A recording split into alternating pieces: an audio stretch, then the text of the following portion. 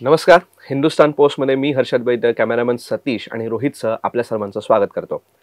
आपल्या सर्वांनाच मराठीतला एक महत्त्वाचा चित्रपट निवडुंग सगळ्यांना आठवत असेलच. त्याच्यामधलं तू तेव्हा तशी हे गाणं अतिशय लोकप्रिय गाण्यांपैकी एक आहे. तर त्याच गाण्यामध्ये ज्यांनी आपला नृत्य तर त्याच्यामध्ये आहेतच, पण त्याच्यामध्ये त्यांनी स्वतःच्या अदाकारीने गाणं इतकं सजवलं, त्याच अर्चना जोगळेकर यांची आज आपण मुलाखत घेणार आहोत. त्यांनी फक्त अभिनयच नाही तर दिग्दर्शन, तसेच चित्रपट कथालेखन, तसंच त्याच्यानंतर त्याच्या या सगळ्या क्षेत्रामध्ये त्यांनी मुसाफिरी केली आहेच. पण सगळ्यात महत्त्वाचं म्हणजे आपलं शास्त्रीय नृत्य कथ्थक ह्याचं त्यांनी शास्त्रशुद्ध शिक्षण पण घेतलं आणि त्याचा आज ते देश विदेशात प्रसार पण करत आहेत. त्यांचे स्वतःचं अर्चना नृत्यालय ही संस्था सुद्धा आहे. याच सगळ्या प्रवासाबद्दल आपण त्यांच्याकडनं जाणून घेणार आहोत आणि ह्या सगळ्याच्या माध्यमातून त्या आपली हिंदू संस्कृती लोकांपर्यंत कशा पद्धतीने पोहोचवत आहेत आणि त्या लोकांपर्यंत त्याच्याबद्दल जागरूकता निर्माण करत आहेत, याविषयी आपण त्यांच्याबद्दल जाणून घेणार आहोत. तर आपण मुलाखतीला सुरुवात करूया. मॅडम, सर्वप्रथम हिंदुस्तान पोस्टमध्ये आपलं मनपूर्वक स्वागत. थँक्यू हर्षद. मॅडम, मला सुरुवातच आपल्या अर्चना नृत्यालयाच्या स्थापनेपासून करायची आहे. आपण मला सांगितलं की आपल्या आईने ह्याची सुरुवात केली होती. तर तशी कशी सुरुवात झाली? आपल्या आईंनी कुणाकडे शिक्षण घेतलं आणि त्यांना ही प्रेरणा कशी मिळाली ह्याच्याबद्दल मला सांगा. माझ्या आईनी लग्नापूर्वी कथ्थकचं शिक्षण घेतलेलं होतं आणि लग्न झाल्यानंतर माझे वडील सेंट्रल गव्हर्नमेंट सर्व्हिसमध्ये होते आणि त्यांची सारख्या बदल्या व्हायच्या आणि दोघंही तरुण होते त्यावेळेला. पण एका जागी कुटुंब स्थिरावत नव्हतं. म्हणजे ते अगदी नवसारीला, गुजरात वगैरे त्या भागामध्ये पण त्यांची बदली झाली होती. त्याच्यानंतर माझा जन्म नागपूरचा. सो बाबा नागपूरला म्हणजे ते असताना आई म्हणजे बाबांची बदली तिथे झाली. त्यावेळेला नागपूरचा माझा जन्म झाल्या लगेचच ते चंद्रपूरला शिफ्ट झाले. म्हणजे नागपूरपासून तसं जवळच आहे, विदर्भातलंच. आणि त्यावेळेला बाबांची ट्रान्सफर डिफेन्सला झाली होती. तर चंद्रपूरच्या जवळ आपला संबंध जे आयुध ह्याचा कारखाना आहे, तर तिथं बाबांची ट्रान्सफर होती. आणि वास्तविकता म्हणजे ते ॲक्च्युअल चंद्रपूरमध्ये पण नाही, चंद्रपूर पासून दूर आहे. म्हणजे वीकेंड मॅरेज त्यावेळेलाच ऑलरेडी त्यांचं सुरू झालेलं होतं. म्हणजे बाबा सोमवार ते शुक्रवार तिथे असायचे. मला अजून आठवते त्यांची अशी ओपन जीपमध्ये ते यायचे वगैरे. म्हणजे आपण हिंदी चित्रपटात नेहमी बघतो ना, विक्रमजींनी खूप भूमिका केल्या आहेत, विक्रम गोखलेंनी, नॉन करप्ट ऑफिसर. बरोबर. सो ते एकदम परफेक्ट तसे होते आमचे बाबा. तर डिफेन्सला ते असताना, आम्ही चंद्रपूरमध्ये असताना, आणि बाबा ऑफिसात गेल्यानंतर आठवडाभर ती एकटीच असायची. पदरी 2 मुलं, म्हणजे मी नुकती जन्माला आलेली आणि काही महिन्याची, आणि माझा मोठा भाऊ त्यावेळेला जेमतेम 1.5 वर्षाचा होता. म्हणजे अगदी लहान 2 मुलं पदरी, आणि तरी एकटेपण असं तिला वाटत होतं. तर जे नृत्य ती कथ्थक शिकलेली होती, त्या कथ्थकच्याच निमित्ताने 4 चिमण्या घरी जमतील आणि आपला वेळ जाईल, अशा केवळ सरळ सद्भावनेनी तिने नृत्यालयाची स्थापना केली. आणि जन्माला नुकतीच आलेली आपली पोरगी म्हणून तिच्याच नावाने अर्चना नृत्यालय असं तिने त्या संस्थेचं नाव ठेवलं. 15 ऑगस्ट 1963 साली बाबांच्याच हाताने नारळ फोडून औपचारिकरित्या संस्थेची स्थापना करण्यात आली. आणि त्यावेळेला घरातच तिने हॉलमध्ये वर्ग चालवायला सुरुवात केली. परंतु ती उत्तम गुरु होतीच, आणि जे काही ज्ञान तिच्याकडे होतं ते अत्यंतिक प्रामाणिकपणे त्या मुलींना चांगल्या पद्धतीने देणं, हे तिचं काम सुरू झाल्यानंतर आम्ही 6 वर्ष चंद्रपूरमध्ये होतो. पण त्या 6 वर्षामध्ये क्लास इतका मोठा झाला होता की घरात मुली मावेनात. आणि मग तिथे राणी राजकुंवर म्हणून शाळा होती, तर त्या शाळेचे वर्ग मग भाड्याने घेऊन तिथं मग क्लास चालवून, त्यावेळेला तिथं एकमेव जे सिनेमा थिएटर होतं, जयंत टॉकीज, तर त्याचे जे मालक होते जयंत मामिडवार, आजही मामिडवार हे कुटुंबीय चंद्रपूरमध्ये खूप छान काम करतायत. तर त्यांच्या टॉकीजमध्ये अर्चना नृत्यालयाचा पहिला वर्धापन दिन झाला. आणि त्यावेळेला मी फक्त 3 वर्षाची होते आणि वयाच्या 3ऱ्या वर्षी मी स्टेजवर नाचलेले होते. कुठेतरी असं मागे पिल्लू, नोबडी केअर्ड असं, पण मी तिथे प्रथम नाचले होते. पण अर्चना नृत्यालय असं स्थापलं गेलं. आणि नंतर बाबांची बदली डिफेन्समधून मुंबईला झाली, हाऊसिंग बोर्डामध्ये. आणि त्यावेळेला आमचं संपूर्ण कुटुंब मुंबईला आलं. आणि आई खूप आनंदली की तिला आता, म्हणजे तिला फार पूर्वीपासून इच्छा होती की गोपीजींकडे शिकायचं. तर आम्ही मुंबईला आलो आणि म्हणून मग तिने आता आपल्याला इंटरनेट आहे, सर्च आहे, सगळं आहे. त्यावेळेला तिने कसं शोधून काढलं असेल की ते एक्झॅक्टली कुठे राहतात आणि ते I don't know what sources she used. परंतु खारला 16व्या रस्त्यावर त्यांचं नटेश्वर भुवन म्हणून बंगला आहे. तर आई तिथे जाऊन पोचली आणि गोपीजींना भेटली आणि ती म्हणाली की मी आधी कथक शिकले पण मला तुमच्याकडे शिकायचं आहे. तर ते म्हणाले हो ये, माझे क्लास तुला अटेंड करायचे असतील तर 100 रुपये फी आहे. तर त्यावेळेला ती फी तिला परवडणारी नव्हती, ती खूप होती फी तिला. आणि आई बोलणाऱ्यातली नव्हती, ती अशी गप्पच बसून जायची. तर काही नाही बोलली, ती गप्प राहिली. तर गोपीजी समजले, ते म्हणाले अच्छा ठीक है, ऐसे करना तुम सावी के क्लास में आ जाना. तर आता सावी म्हणजे सावित्री, म्हणजे गोपीजींच्या मिसेस, त्यांना आम्ही भाभीजी म्हणायचो. तर त्यांना ते सावी म्हणायचे, सावित्री त्यांचं नाव होतं. तर भाभीजींच्या क्लासची फी 50 होती. तर तरी आई गप्प बसली. म्हणजे तिला 50 रुपये फी सुद्धा त्या काळी देणं परवडणारं नव्हतं. म्हणजे हा मी केव्हाचा काळ सांगतेय, साधारण 1968-69 सुमाराला. तर ज्या वेळेला ती काहीच बोलली नाही, तर ते शेवटी ते म्हणाले अच्छा ऐसे करना तुम संडे को रमा दीदी के क्लास में आना. तर रमा दीदी म्हणजे लच्छू महाराजांच्या दुसऱ्या पत्नी आणि त्यांचा जनरल क्लास होता. तर त्या क्लासची फी 25 रुपये होती, ती तिला परवडणारी होती. तर म्हणून आई म्हणाली ठीक आहे, मी रमा दीदी के क्लास में आती हूँ. आणि त्यावेळेला गोपीजींच्या क्लासमध्ये ज्या होत्या त्या म्हणजे ज्याला आपण म्हणतो खूप फिल्मी वातावरण होतं. कारण अर्थातच गोपीजी त्यावेळेला अत्यंतिक यशस्वी चित्रपट नृत्य दिग्दर्शक होते. अनेक चित्रपटांमध्ये नृत्य दिग्दर्शन करत होते. झनक झनक पायल बाजेपासून त्यांचा डंका वाजत होता. त्यांचे अनेक नृत्याचे कार्यक्रम पण व्हायचे, शास्त्रीय नृत्याचे. परंतु क्लासमध्ये नॉर्मली म्हणजे ज्या मुली यायच्या, मला असं वाटतं की आई ही त्यांची अशी पहिली विद्यार्थिनी होती की ज्याला आपण स्ट्रक्चर्ड करिक्युलम म्हणतो, की शास्त्रशुद्ध एक एक टप्पे गाठत आणि त्याच्या मागे काहीतरी अभ्यासक्रम आहे. कारण गांधर्व महाविद्यालयाचं तिने म्हणजे संबंध करिक्युलम काय आहे ते सगळं घेतलं, त्याचा अभ्यास करून किंवा तेवढाच थेअरीचाही अभ्यास करून, म्हणजे अभ्यासू वृत्ती असलेली अशी त्यांना प्रथम मिळालेली होती विद्यार्थिनी. तर त्याच्यामध्ये ज्या वेळेला ती क्लासला जायला लागली तर मला अजून आठवतंय, ती मला पण घेऊन जायची. म्हणजे मी वर्षे 6 असं झुरळ काहीतरी छोटं, आणि अंधेरी आमच्या DN नगरवरून अंधेरी स्टेशनपर्यंत त्यावेळेला बसचं तिकीट मोठ्यांचं 10 पैसे होतं आणि लहान मुलांचं 5 पैसे होतं. तर म्हणजे त्यावेळेला पैशाला एवढी किंमत होती. तर तिकीट काढून आम्ही अंधेरी स्टेशनवर जायचो. मग तिथे तिचा पास होता. मग पासनी खार स्टेशनवर, पण खार स्टेशनवरून 16व्या रस्त्यापर्यंत पुन्हा बस करणं तिला परवडत नव्हतं. त्यामुळे ती चालत जायची. आणि एवढा 2 तास रियाज करून शिकून झाल्यानंतर पुन्हा चालत खार स्टेशनवर, मग तिथून ट्रेन, मग तिथून बस, असा तो सगळा तिचा प्रवास होता. आणि प्रत्येक वेळेला तिच्याबरोबर मी जेव्हा जायची तेव्हा माझं सुद्धा सगळं तिच्याबरोबर चालणं व्हायचं. आणि ती इतकी तरातरा चालायची की मागे वळूनही नाही बघायची आणि मी तिच्या मागे अशी पळत असायची. सो असं लहानपणचं म्हणजे आधी चंद्रपूर आणि मग मुंबईत आल्यानंतर मग आमचं कुटुंब इथंच स्थिरावलं. आणि इथे सुद्धा म्हणजे एक गुरु शिष्य परंपरेमध्ये ज्याला आपण म्हणतो ना, एक नैतिक जबाबदारी असते, काही एक मॉरॅलिटीज असतात ज्या आजकाल मला खूप म्हणजे अस्तंगत व्हायला लागल्यासारख्या झाल्या आहेत. म्हणजे ती जाणीवच नाही आहे आणि ती जाणीव रुजवावी लागते. तरुण पिढीला किंवा लहानपणापासून तुम्हाला जी रुजवावी लागते ती रुजवलीच गेलेली नाही आहे दुर्दैवाने.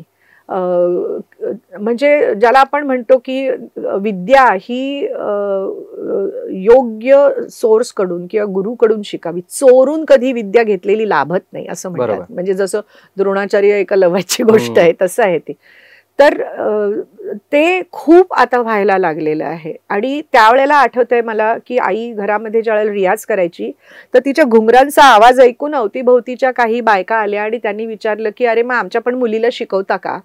वास्तविकता ती आधी क्लास चालवत होती, पण आता इथं आल्यानंतर गोपीजींकडे शिकत असताना त्यांना न विचारता क्लास सुरू करणं तिला योग्य नाही वाटलं. आणि ती गोपीजींकडे गेली. गोपीजींना ती म्हणाली की त्यावेळेला ती गोपी भैया म्हणायची तर गोपी भैया ऐसे ऐसे लोग पूछ रहे हैं तो क्या मैं क्लास शुरू करू क्या. तर त्यांनी इतकं मोठ्या मनाने तोंड भरून तिला आशीर्वाद दिला कि गोपी जी म्हणाले कि आशा तुम बहुत अच्छे घर की हो, इतनी सुंदर हो, इतना सुंदर नाचती हो, तुम जब सिखाओगी तो सुंदर ही सिखाओगी, बढ़िया शागिर्द तैयार करोगी, जरूर क्लास शुरू करना. असं इतका तोंड भरून गुरुनी आशीर्वाद दिल्यानंतर मग तिने क्लास सुरू केला. म्हणजे मला तिने लगेचच शिकवायला सुरुवात केलं होतं स्वतःची पोटची मुलगी म्हणून, पण क्लास बाहेरच्या मुलींना गुरुला न विचारता तिने सुरू नव्हता केला. म्हणजे जरी स्थापना 63 साली चंद्रपूरमध्ये झाली तरी खऱ्या अर्थाने जो क्लास सुरू झाला तो मग इथेच सुरू झाला. आणि मग म्हणजे जसं म्हणतो की एक छोटंसं लावलेलं रोप आज त्याचा वटवृक्ष झालेला आहे. त्याच्यातून निघालेल्या पारंब्या आणि त्या पुन्हा रुजून त्या पुढे वाढून अक्षरशः महाकाय वटवृक्ष झालेला आहे. म्हणजे पिढ्या उभ्या झालेल्या आहेत नर्तकांच्या उत्तम. आज बरेच विद्यार्थी सगळीकडे काम करतायत, डान्स डायरेक्टर्स म्हणून काम करत आहेत. तर that's how it is. I can go on. Madam, तुम्ही आता सांगितलं की गुरूंनी आशीर्वाद दिला आणि त्याच्यानंतर हे सगळं पसरायला सुरुवात झालं. तर आपण आपल्या आईकडे आपण सगळं आपल्या नृत्याचं शिक्षण घेतलं. तर ती सुरुवात तुम्ही म्हटलात की चंद्रपूरला तुमची सुरुवात झाली, पण आपण नृत्य ह्या विषयामध्ये संपूर्ण आपण एक करिअर म्हणून आपण याच्यामध्ये बघायला सुरुवात तुम्ही कधीपासून केली किंवा त्याच्या दृष्टीने तुम्ही ते शिक्षण तुमचं शिक्षणाचा प्रवास कसा होता. आणि दुसरं म्हणजे अजून थोडं पुढे जाऊन विचारतो की त्याच्यानंतर आपण वेगवेगळ्या कार्यक्रमांकडे पण वळला होतात, कार्यक्रम सुरू केले होते नृत्याचे, तुम्ही नृत्यांगना म्हणून कार्यक्रम पण केलेत. तर त्या कार्यक्रमाच्या काही आठवणी आम्हाला सांगाल का, की काही तुम्ही अशा काही इंटरेस्टिंग आम्हाला अशा गोष्टी ऐकायला आवडतील तुमच्याकडनं. या कार्यक्रमामधनं मला इतके छान अनुभव मिळाले आणि ते आजही माझ्या लक्षात आहेत. हे 2 प्रश्न मला तुम्हाला आहेत. सगळ्यात पहिलं म्हणजे मी चालायला लागल्यापासून नृत्य शिकायला लागले. त्यामुळे गुरु घरातच असल्यामुळे तो मी ठरवण्याचा प्रश्नच नव्हता की मी कथक शिकायचं की नाही शिकायचं. विशेषतः मुंबईला आल्यानंतर ज्या वेळेला गोपीजींकडे आई शिकायला लागली आणि अर्थात जसं म्हणतो ना बाळाचे पाय पाळण्यात दिसतात, तसं तिला हे केव्हाच लक्षात आलं होतं. मी एकपाठी होते, एकदा शिकवलेली गोष्ट माझ्या लक्षात राहायची, मी कधीही विसरायची नाही. तसंच माझी ग्रास्पिंग पॉवर पण जबरदस्त होती. मी फटकन शिकायची कुठलीही गोष्ट, म्हणजे ब्लॉटिंग पेपर लिटरली टाकला की गेला असं होतं. आणि त्यावेळेला टेप रेकॉर्डर, फोन, कॅमेरे वगैरे तर काही संबंधच नव्हता. जे काही गुरुकडून शिकायचं ते लिहून घ्यायचं आणि तसं तिला लक्षात ठेवायला वेळ लागायचा. म्हणजे ऑलरेडी तिच्या पदरी आम्ही ज्या वेळेला मुंबईला आलो त्यावेळेला माझा धाकटा भाऊ पण जन्माला आलेला होता. म्हणजे 3 मुलं तिच्या पदरी होती, घर संसार सगळं सांभाळायचं होतं. आजकाल सारखं डिशवॉशर आणि लॉन्ड्री मशीन्स नव्हत्या. मोलकरीण घरी येऊन जे काय करायची, तर तिला लक्षात ठेवायला वेळ लागायचा. म्हणजे ती तिच्या तिशीमध्ये होती आणि अपार कष्ट करत होती आणि त्या व्यतिरिक्त हे शिकत होती. तर जेव्हा तिच्या लक्षात आलं की आपल्या या लेकीच्या सगळं लक्षात राहतं, ती फटकन सगळं उचलते. आणि त्यावेळेला ती म्हणजे मला गमतीने म्हणायची ही माझी कॅसेट आहे असं म्हणायची. आणि ते खरंच होतं की तिला काहीही तिने कंपोज केलेलं किंवा तिने मला शिकवलेलं ती विसरली असली आणि की ती लगेच मला विचारते अर्चना ते काय आहे ग. आणि अक्षरशः आपण म्हणजे आजकाल डेटाबेसमधून काढतो ना, तसं माझ्या मेंटल डेटाबेसमधून ठटकन नेमकं ते पान असं उघडून तिच्या पुढे मी तिला लगेच ते करून दाखवायचे. आणि कार्यक्रम म्हणशील तर नृत्याचे कार्यक्रम तिने मला खूप तासलं होतं. म्हणजे आजकाल 4 पावलं नाही झाली की लगेच परफॉर्मन्स करायला रादर परफॉर्मन्स करण्यासाठी शिकतात. बरोबर.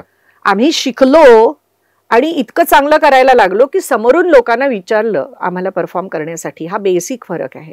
बरोबर. म्हणजे वयाच्या 16व्या वर्षापर्यंत तिने मला ऑफिशियली कुठेही स्टेजवर छोटे छोटे इथं तिथं कार्यक्रम चालू होते, परंतु तिने मला इतकं तासलं होतं म्हणजे 4-4, 6-6 तास असा रियाज तोडलेला होता की मला अजून आठवते की अक्षरशः टाचांचं असं वाटायचं आता हाड खाली जमिनीला टच होईल इतका तोडलेला रियाज होता. म्हणजे हा रियाज काय असतो किंवा ज्या वेळेला सकाळी कधी कधी आम्ही म्हणजे त्यात सुद्धा तुला सांगायचं राहिलं माझं की आई रमादीदींच्या क्लासला जेव्हा जायला लागली रविवारी, तर त्यांच्या क्लासमध्ये त्यांचं जे काही करिक्युलम त्या शिकवायच्या ते तिचं अक्षरशः काही महिन्यात खाऊन झालं. आणि मग आता पुढे काय असं झालं. आणि गोपीजींच्या लक्षात आलं की आपल्याला एक खूप उत्तम शिष्य मिळालेला आहे. आणि गुरुला ज्या वेळेला उत्तम शिष्य मिळतो तेव्हा गुरु सर्वार्थाने त्या शिष्याला पाठिंबा देतो. आणि मग आईचे क्लासचे शिकवण्याचेही वर्ग सुरू झाले, त्यामुळे तिची मिळकत सुरू झालेली होती. त्यामुळे मग रमा दिदींच्या क्लासमधून मग ती भाभीजींच्या क्लासमध्ये म्हणजे सावित्रीजींच्या क्लासमध्ये तिने जायला सुरुवात केली. आणि मग सावित्रीजींच्या क्लासमध्ये सुद्धा मला चांगलं आठवतंय की भाभीजींच्या क्लासमध्ये आई नाचत असताना म्हणजे त्यांचं नटेश्वर भुवन जो बंगला आहे तिथे खाली ग्राउंड फ्लोअरवर त्यांचा मोठा हॉल आहे आणि जिथे वर्ग चालायचे आणि वर त्यांचे म्हणजे ते राहायचे. आणि गोपीजींचा अवतारही अजून माझ्या चांगला डोक्यात आहे, स्मरणात आहे. अशी लुंगी घातलेली असायची खाली आणि वर एखादा टी शर्ट किंवा काहीतरी असायचं आणि तसेच ते धडधड धडधड खाली यायचे आणि त्या लुंगीमध्येच शिकवायचे मुलींना.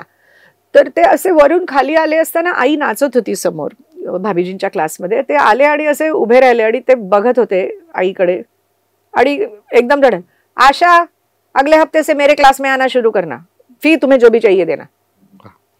की एक उत्तम शिष्य पारखी नजरेतून गुरुच्या ज्या वेळेला तो उचलतो त्यावेळेला मग तो या शिष्याला घडवणं हे महत्वाचं होऊन जातं.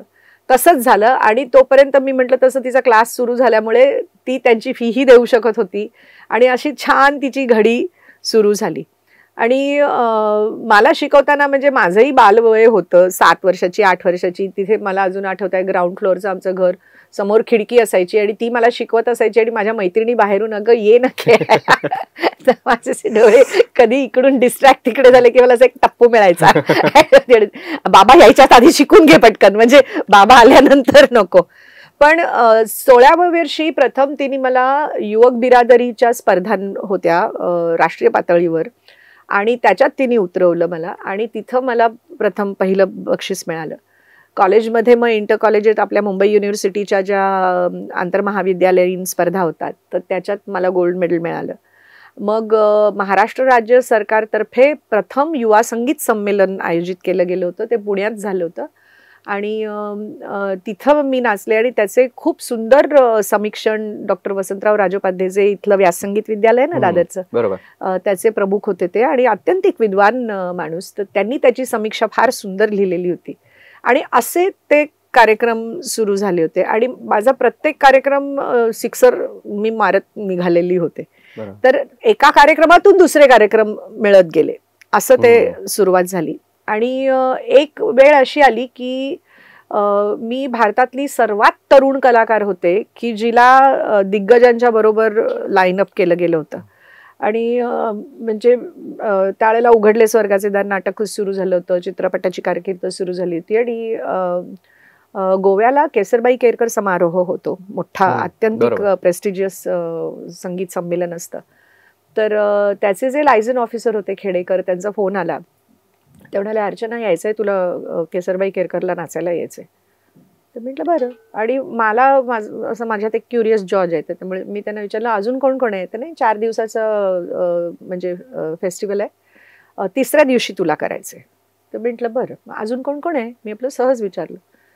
ते म्हणाले पहिल्या दिवशी परवीन सुलताना आणि दिलशाद खान जुगलबंदी. म्हटलं बरं. ते म्हणाले दुसऱ्या दिवशी अल्लार खान आणि झाकीरबाई जुगलबंदी. माय हार्ट सॅड, माझं पपलू झालं. 3ऱ्या दिवशी अर्चना जोगळेकर एकटीच. बापरे. आणि 4थ्या दिवशी भीमसेन जोशी आणि बाल मुरलीकृष्णन जुगलबंदी. बापरे. म्हटलं अहो काय तुम्हाला मला मारायचंय की काय. म्हटलं काय चाललंय. म्हटलं माझ्या अवतीभोवती तुम्ही एवढे सगळे सिनियर्स आणि 3ऱ्या दिवशी मी एकटी. त्याने तू ये, आम्हाला माहितीये कोणाला कुठं ठेवायचं. वा. म्हणजे आणि त्या म्हणजे तो माझा कॉन्फरन्स अत्यंतिक सुंदर झाली. I swept of. आणि म्हणजे पेपरांमध्ये रकानेच्या रकाने त्यावेळेला म्हणजे लोक आजकाल बिचारे कलाकार स्वतःचेच फोटो टाकतात, स्वतःच्याच सोशल मीडियात टाकतात. तसं नव्हतं त्यावेळेला, खरी समीक्षा असायची. तर त्यावेळेला समीक्षक येऊन बसून आणि न्यूजपेपर हा एकमेव मीडिया होता आणि इतकं त्याच्यामध्ये लिहिलं गेलं आणि then there was never looking back after that. Madam तुम्ही तुमच्या नृत्य कारकिर्दीबद्दल आम्हाला सांगत आहात आणि एवढे तुम्ही एकामागोमाग एक शिखर तुम्ही पार करत चालला होतात. मग अभिनयाची सुरुवात कशी झाली आणि ते कसं सुरुवात झाली त्याच्याबद्दल आम्हाला सांगा. हे बघ, जसं नृत्य मला माझ्या डीएनएतूनच आलं, आईनी मला शिकवलं, तसं अभिनय पण आमच्या खानदानात होता. ओके. म्हणजे माझ्या आईची आई म्हणजे माझी सख्खी आजी सुरेखा जोशी ही बालगंधर्वांच्या काळातली नटी. बापरे. म्हणजे तिने बालगंधर्वांबरोबर कामं केलेली होती. बालगंधर्व ज्यावेळेला एकच प्याला करायचे तर त्यावेळेला बालगंधर्व सिंधूची भूमिका करायचे आणि माझी आजी गीतेची भूमिका करायची. म्हणजे त्या काळामध्ये स्त्रिया नाटकात काम करत नव्हत्या, फार कमी होत्या नाटकात काम करणाऱ्या. आणि ती शास्त्रीय संगीताचं पण तिचं उत्तम शिक्षण झालं होतं. त्यामुळे संगीत नाटकांमध्ये संगीत मानापमान आणि एकच प्याला अशा अनेक नाटकातून माझ्या आजीनी त्या काळी कामं केली आहेत. आणि म्हणजे इवन 60 नंतर पण तिचं शेवटचं नाटक बऱ्याच लोकांना अजूनही माहिती असेल, ही श्रींची इच्छा हे नाटक होतं आणि त्याच्यात गोपिकाबाईंची भूमिका माझ्या आजीनी केलेली होती. आणि मला लहानपणापासून वक्तृत्व स्पर्धा किंवा शाळेत कुठलीही वक्तृत्वाची किंवा अभिनयाची स्पर्धा असली की म्हणजे अर्चनानी त्यात भाग घेतलेलाच आहे, ते ग्राह्यच धरलेलं असायचं. आणि कधीही घरी आल्यावर मग आई विचारायचं, अगं काय झालं? आणि मी म्हणजे मिळालं, मला पहिलं बक्षीस मिळालं, असं मी बक्षीस घेऊनच परत यायची. तर एकपात्री अभिनय स्पर्धा हायस्कूलमध्ये असताना लावलेल्या होत्या. आणि त्यावेळेला आजीचे प्रयोग होते, ही श्रींची इच्छाचे प्रयोगासाठी ती मुंबईला आलेली होती. शिवाजी मंदिर, दीनानाथला वगैरे तिचे कार्यक्रम होते, शो लागलेले होते. आणि दुपारी जेवायला ती घरी गेली होती आणि मी तिथे आजीच्या खनपटीला जाऊन बसले. मी म्हटलं, आजी मला एकपात्री अभिनय स्पर्धा आहे, मला काहीतरी एक मोनोलॉग दे ना बोलायला. तर ती म्हणाली, अगं गीतेचा आहे की एकच प्याला मधला. बरोबर. आणि मला अजून आठवते, मी लगेच थांबता मी लिहून घेते म्हणून वही आणि पेन घेऊन आले. आणि तिचा हातातला घास असा हातातच राहिला आणि तिच्या अंगात ती गीता सबंध उभी राहिली. आणि सबंध मोनोलॉग म्हणजे त्या तिच्या आवाजातली थरथर, तिच्या डोळ्यातले अश्रू आणि त्या सिंधू बद्दलची तिची कणव. आणि तो फार सुंदर मोनोलॉग आहे की हे कसले देव, म्हणजे ती नवऱ्यांबद्दल बोलतेय कारण तो दारू प्यायला लागलेला आहे, की हे कसले देव, हा शेंदूर कमी देव, असं ती म्हणजे अशी तडक फडक असलेली ती गीतेची भूमिका होती. तर मी ते म्हणजे ती लिहून घेतली आणि म्हणजे आजी दाखवत होती, बोलत होती आणि मी तिचा एक कण असा डोळ्यांनी पिऊन आत्मसात करत होते. आणि माझा पहिला मोनोलॉग एकपात्री अभिनय स्पर्धेचा हा होता, गीतेची भूमिका. आणि त्याला मला पहिलं बक्षीस मिळालं. आणि मग एकपात्री स्पर्धांची अशी मी लाईनच लावली. मग कुठेही एकपात्री स्पर्धा असली की मी जायची. आणि मग त्याच्यातून मग ती पण सुरुवात झाली की अच्छा आता गीता झालं खूप वेळा माझं करून, आता वेगळं काहीतरी. मग अखेरचा सवाल मधली नंदू असं, किंवा ती फुलराणीला एक छान मोनोलॉग आहे, तुला शिकवीन चांगलाच धडा वगैरे, असे मी छान छान मोनोलॉग माझे मी बसवायला सुरुवात केली. गंमत म्हणजे ही कुठलीही नाटकं मी आजपर्यंत बघितलेली नाही आहेत, आजपर्यंत नाहीत. त्यामुळे ते जे मोनोलॉग्स होते त्याचं इंटरप्रिटेशन हे माझं स्वतःचं होतं. आणि त्या म्हणजे आधी शाळा, मग कॉलेजमध्ये एकपात्री अभिनय स्पर्धा, मग खुल्या एकपात्री अभिनय स्पर्धा, आणि मग शिवाजी मंदिर कला विभागातर्फे एकपात्री अभिनय स्पर्धा होती लावलेली. म्हणजे हे जस्ट मी बीकॉम झाले, आपल्या एप्रिल मे महिन्यातल्या परीक्षा, आणि तेव्हा मे महिन्याच्या सुट्टीत केव्हा तरी त्यांनी ती एकपात्री अभिनय स्पर्धा जाहीर केली होती. आणि ते वाचल्यावर म्हणजे माझं ठरलेलंच होतं मग काय आपल्याला जायचं स्पर्धेत. आणि त्यात मी भाग घेतला. त्यावेळेला परीक्षक म्हणून मंगेश कुलकर्णी होते. आणि 2 दिवस ती स्पर्धा चालली. शेकड्यांनी स्पर्धक होते, वयोमर्यादा नव्हती. आणि पहिल्या सेमीफायनल राऊंडमध्ये मी अखेरचा सवाल मधली नंदू केली होती आणि मी सिलेक्ट झाले फायनलला. तर अजून एक मुलगी होती आणि तिनेही नंदू केली होती आणि तीही सिलेक्ट झाली फायनलला. आणि लगेच दुसऱ्या दिवशी रविवारी फायनल होती. तर मी तिला जाऊन म्हटलं की अगं तू तरी बदलले तर मी तरी बदलते. दोघी फायनलला आलो होतो आणि दोघींनी तोच मोनोलॉग आहे केलेला. तर ती म्हणाले नाही मी नाही बदलणार, माझा हातच आहे बसलेला. म्हटलं ठीक आहे मी बदलते. आणि मी फुलराणी करायचं ठरवलं. सो आधी नंदू एकदम सिरियस होतं आणि फुलराणी अजून वेगळं. आणि फुलराणीतल्या त्या संवादांना लयात्मकता आहे. तर अगेन मी म्हटलं तसं that was completely my interpretation, की अजूनही मी ते नाटक असं बघितलेलं नाही, म्हणजे असं तुकड्या तुकड्यात बघितलं होतं, पूर्ण नाही बघितलं. माय फेअर लेडी बघितलंय, फुलराणी नाहीये बघितलेलं. तर त्यामुळे रविवारी मी फुलराणी केलं आणि त्याला मला पहिलं बक्षीस मिळालं त्या स्पर्धेत. आणि मंगेशनी ते कुठेतरी त्याच्या डोक्यात ती फुलराणी राहिली, मी जी काही केली होती ती. आणि त्यावेळेला उघडले स्वर्गाचे दार नाटकासाठी दुर्वांच्या जुडीचे निर्माते आणि बाळ कोलटकर ते नंदिनीच्या प्रमुख भूमिकेसाठी नवा चेहरा शोधत होते. आणि त्याचे दिग्दर्शक दिलीप कोलटकर होते. आणि दिलीप आणि मंगेश दोघंही चांगले मित्र. तर मंगेशनी माझं नाव दिलीप काकांना सुचवलं आणि असं ते निर्माते दार ठोठवत आमच्या घरी आले. सो मला मिळालेले सगळे चित्रपट सगळे दारात आलेले आहेत प्रोड्युसर, आणि त्याच्यातून मग घ्यायचं की नाही ते मी ठरवायची. पण आजकाल म्हणजे किती जी मेहनत करा, मी म्हणेन आय वॉज रिअली लकी की मला समोरून सगळी कामं आली. मॅडम, तुम्ही आता सांगितलात की अशा पद्धतीने इतक्या इन्स्टंट तुम्ही ती इतका तो कठीण मिळात. आजही बघताना ते जेव्हा आपण बघतो ती फुलराणी मधला जो तुम्ही मोनोलॉग सांगितला त्याचा उल्लेख केला, तर इतकं कठीण तुम्ही एका दिवसात साध्य करून ते इतकं हे केलं आणि तुमची अभिनयाची कारकीर्द त्यापासून सुरू झाली. तर फक्त अभिनयामध्ये तुम्ही थांबला नाही, त्याच्यामध्ये सगळ्याच गोष्टींमध्ये तुम्ही सगळ्या गोष्टी तुम्ही साध्य केल्या. चित्रपट दिग्दर्शन असेल, निर्मिती असेल, मग मॉडेलिंग हे पण असेल, तुमच्या बऱ्याच जाहिराती पण खूप गाजलेल्या आहेत. तर हे कसं सुरुवात झालं ह्या सगळ्या याच्याबद्दल आम्हाला सांगा आणि याच्यातलं काही आठवणी पण तुमच्याकडे आहेत का त्या पण आम्हाला सांगा. खूप धमाल आठवणीत, आपल्याला दिवसभर इथंच बसायला लागेल आठवणी सांगायचं बसले तर.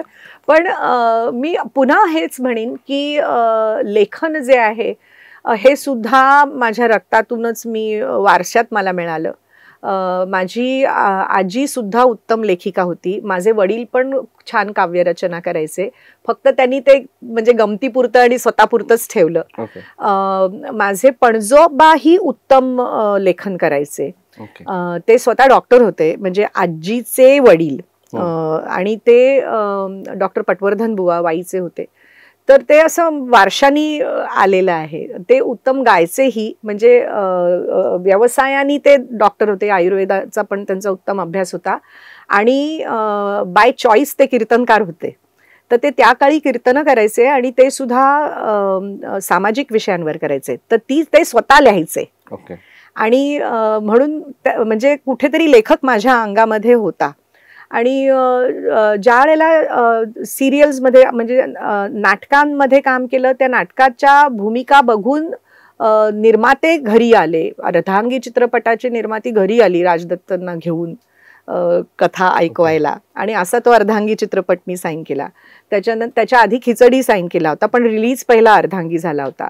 आणि त्यावेळेला लक्षा आणि अशोकची अशी लाट होती आलेली, आणि सगळे कॉमेडी चित्रपट, विनोदी चित्रपट, आणि त्याच्यात नाही केलं तसं करायला विशेष काही नसायचं. बरोबर. त्यामुळे मी बरेच चित्रपट नाकारले, कारण मला त्यात सबस्टन्स नाही दिसला. तर म्हणजे एक प्रखर बुद्धिमत्ता असल्यामुळे, कारण कॉमर्स केल्यानंतर मी लॉचा अभ्यास करत होते, न्यू लॉला होते, आणि ते पण बाय माय चॉईस होते. म्हणजे नाटकात काम करत असतानाच माझा लॉचा अभ्यास चालू होता, की इतकं की उघडले स्वर्गाचे दारचा जो माझ्याबरोबर भूमिकेला रमेश भाटकर होते, तर ते सगळे मला चिडवायचे, जोगळेकर तू पेपरामध्ये डायलॉग लिहिणार आहेस आणि स्टेजवर तू सेक्शन्स बोलणार आहेस एक दिवस, असं मला म्हणायचं. मी म्हणायची असं काहीही होणार नाही. आणि मी शेवटी तो लॉचा अभ्यास म्हणजे अभिनय चालू असतानाच पूर्ण केला होता. पण लेखन म्हणशील तर सिरियल्स, हिंदी चित्रपट एका पाठोपाठ एक यायला सुरुवात झाली, आणि मी माझ्या मनानीच म्हणजे ज्या वेळेला सेटवर आम्ही काम करायचो, तर ऑफकोर्स TV सिरियलचा कॅमेरा म्हणजे तो अगदी खेळण्यातला वाटायचा. त्यावेळेला चित्रपटाचे संबंध 70 mm आणि सगळे मोठे कॅमेरे, सिनेमास्कोप कॅमेरे, त्या ॲम्बियन्समध्ये, जसं मी म्हटलं तसं मी एक खूप चांगली विद्यार्थिनी आहे. I am always learning like a blotting paper. म्हणजे आय डोंट नो मेंटॅलिटी आता नवीन अभिनेत्यांची काय आहे. एकतर सगळे व्हॅनिटी व्हॅनमध्ये लगेच जाऊन बसतात. त्यावेळेला व्हॅनिटी व्हॅन नव्हतीच, आम्ही सगळे सेटवरच असायचो, आणि शॉटच्या मध्ये आम्ही तिथंच बसायचो, आणि डोळे, कान आणि बुद्धीची सगळी दारं जर तुम्ही कायम उघडी ठेवली तर तुमच्या अवतीभोवती शिकण्याजोगं खूप असतं. बरोबर. आणि त्यामुळे टेक्निकल साईड जी होती ती कायमच मी आत्मसात करत आले. म्हणजे इतकं की मला अजून आठवतंय, एका चित्रपटाच्या म्हणजे जे, आणि अत्यंतिक मोठ्या मोठ्या सिनेमॅटोग्राफर्स बरोबर काम करत होतो आम्ही. आणि माझा दुसरा प्रॉब्लेम असा होता की अतिगोरेपणा. म्हणजे आता उदाहरणार्थ मी आणि रजनीकांत, आता आम्ही आतंक चित्रपटामध्ये मी रजनीकांतच्या अपोजिट नायिका म्हणून काम केलं, तर कॅमेरामनला कसला चॅलेंज असेल तो लाइटिंग करायचा, की आम्ही दोघं एका फ्रेम मध्ये, म्हणजे त्यांना फुल 100 पॉवरचे सोलार ऑन करावे लागायचे, आणि मला मेणबत्ती पुरे असायची. कारण तेवढा लाईट जर माझ्या तोंडावर पडला तर माझे नाकडोळे पण दिसणार नाहीत, नुसता एक असा पांढरा पडदा दिसेल. त्यामुळे, आणि गोरेपणामध्ये पण फरक असतो, की ज्या वेळेला मी डिरेक्ट करत होते तर त्यावेळेला जो माझा कॅमेरामन होता त्याचे वडील अशोक गुंजाल, ग्रेट DOP, म्हणजे ज्यांचे असिस्टंट बाबा आझमी आणि अशोक मेहता होते. सो अशोक गुंजालची सिनियरिटी ती होती. बाबा आज मी अशोक मेहता म्हणजे ज्यांनी bandit queen camera Shekhar Kapoor बरोबर ज्यांनी काम केलं ते त्यांचे असिस्टंट होते.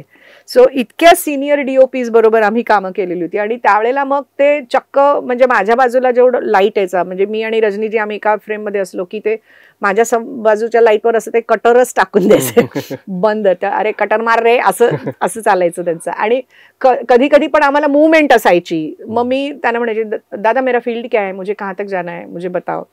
तर त्यामुळे मी बरोबर माझ्या मुवमेंट्स मी ऍडजस्ट करायची की तो टेक्निकल अवेअरनेस आर्टिस्टमध्ये असलाच पाहिजे. If you are a good artist you have to have that.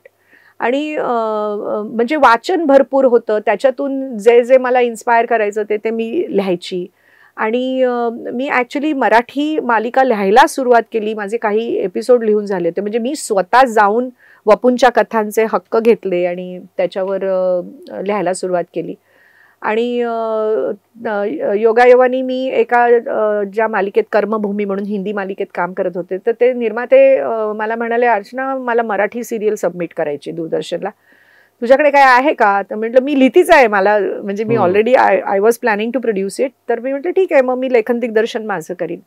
आता त्याच्यामध्ये म्हणजे मला कथा होती, वपूंच्या शॉर्ट स्टोरीज मी वपूंना जाऊन भेटून त्यांच्याकडून घेतल्या होत्या. आणि जेव्हा मी वपूंकडे गेले म्हणजे त्याचे हक्क घेण्यासाठी, तर मी त्यांना म्हटलं, मी आधी माझी यादी करून घेऊन गेले होते. मी म्हटलं वपू मला या या या गोष्टी मला हव्या आहेत. तर खूप खुश झाले वपू. आणि ते म्हणाले की मला प्रथम असा एक निर्माता किंवा दिग्दर्शक भेटला की जिनी माझ्या कथासंग्रह वाचलेले आहेत, अभ्यास करून ती आलेली आहे आणि ती समोरून सांगते की मला तुमच्या या कथा. ते म्हणाले मला तुमची निवड पण आवडली, तुम्ही ज्या ज्या कथा निवडल्या त्या पण मला खूप आवडल्या. आणि नाहीतर म्हणे सगळे निर्माते येतात, अरे आपकी वो स्टोरीज सुनाव. आणि ते म्हणाले साडीवाल्याच्या दुकानातल्या कसा साड्या उलगडून दाखवतो तसं मी आपल्या त्यांच्या कथा ऐकवतो आणि मग त्याच्यातून नाही ये नाही वो नाही असं करतात. तर म्हणजे एका उत्तम लेखकाला ते कम्फर्टेबल नाही आहे. आणि मग ज्यावेळेला त्याच्यावर मी पटकथा संवाद लिहून त्यांना ऐकवलं, तर ते इतके खुश झाले की त्यांनी मला साडी दिली एक गिफ्ट. आणि ते म्हणाले की पुण्याला एका कथाकथनाच्या कार्यक्रमात पण मी उल्लेख केला की माझ्या कथांवर उत्तम पटकथा आणि संवाद जर सर्वात उत्तम कोणी लिहिली असेल तर ती अर्चना जोगळेकरनी लिहिली. असा छान दाद मला वपूंकडून मिळालेली. मॅम तुम्ही एवढं सगळं सांगितलं, पण तुम्ही तुमच्या कारकिर्दीच्या एकदम तुम्ही टॉपलाच असतानाच तुम्ही अमेरिकेला जायचा निर्णय घेतलात, तुम्ही विवाहबद्ध झालात आणि अमेरिकेला जायचा निर्णय घेतलात. तर तुमच्यासाठी एक कलाकार म्हणून एक खरं एक खूप आव्हानात्मक निर्णय होता तो. तर तो कसा घेतलात तुम्ही आणि काय तुमची त्यावेळेला भावना होती? नाही ऍक्च्युली आव्हानात्मक वगैरे असं काही नाही. मी खूप उशिरा लग्न केलं आणि म्हणजे त्यावेळेला मी ऑलरेडी हिंदी मालिका प्रोड्यूस करत होते. साम्राज्य मालिका माझी प्रोड्यूस करून झालेली होती.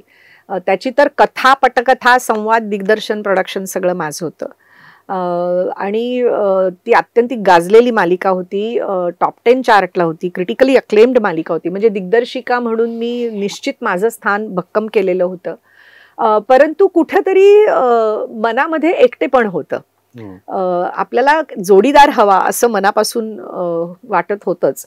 आणि म्हणजे मी विशीत पाय ठेवल्यापासूनच लग्नाची प्रपोजल्स येत होती बरीच, आणि मी ती सगळी नाकारत होते. आणि मग टिपिकली आपल्याकडे मराठी कॉन्झर्वेटिव्ह कुटुंबामध्ये म्हणजे माझी आई, आपण तिचे गुरु जिनी मला शिकवलं, म्हणजे त्यावेळेला भारतातली हायेस्ट पेड कथक डान्सर मी होते. आणि इतकं यश असताना सुद्धा, पदरी पडलं असताना, माझं स्वतःचं घर ऑलरेडी माझं होतं, मी तिथे स्वतः म्हणजे तिथं मी प्रोडक्शन माझं सगळं चालायचं असून सुद्धा सायकोलॉजिकल कशी हे असते आईला. आई मला एक दिवस म्हणाली, मी आई म्हणून एकदम फेल झाले. बापरे. मी असं तिच्याकडे बघितलं, तर म्हणाली मी माझ्या मुलीचं लग्न करू शकत नाही. मी इतकी भडकले. मी म्हटलं काहीतरी, म्हटलं म्हणजे मुलीचं लग्न ही काय इति कर्तव्यता आहे का तिच्या आयुष्याची? म्हटलं तू मला एवढं घडवलंस, एवढं शिकवलंस, मी आज म्हणतात तसं डंके की चोट पे म्हटलं दुनिया में जीत रहे हैं, as a dancer, as a actor, as a director, as a writer, as a producer. आणि इतकं असून सुद्धा म्हटलं तुला अशी कशी भावना मनामध्ये येते? आणि म्हटलं त्याला योग्य आपल्याला जोडीदार नको का मिळायला? म्हणजे शेवटी तिने मला न विचारता आगाऊपणा करून, रोहिणी त्यावेळेला लग्नाचं मासिक असायचं, त्यात नुसतं वर्णनं असायची, नावं नसायची, तर त्याच्यात तिने टाकून दिलं होतं आणि मग असे हजारोनी बदा सगळे प्रपोजल्स आणि मग मी हा नको तो नको तो नको असं फक्त फाडायचं काम करायची. असं बरंच काय काय झालं. पण योगायोगानी माझी ओळख करून देण्यात आली आणि ते आशा खाडीलकर आणि माधव खाडीलकरांच्या उत्तुंग संस्थेसाठी माझा कार्यक्रम होता. त्यांचं भास्कर बुवा वखले समारोह ते करायचे. तर त्या समारोहात माझा कार्यक्रम होता. शोभा मुदगल असे आम्ही बॅक टू बॅक आमच्या कॉन्सर्ट्स होत्या. तर त्या कार्यक्रमाच्या वेळेला त्यांनी मला डॉक्टर निर्मल मुळ्यांची ओळख करून दिली. आणि म्हणजे असं म्हणू आपण की विधिलिखित असतं ते, की म्हणजे इतके जण गुलाबाची फुलं घेऊन मागे पळत असताना त्यांच्या कुणाही बद्दल कधी आकर्षण वाटलं नाही.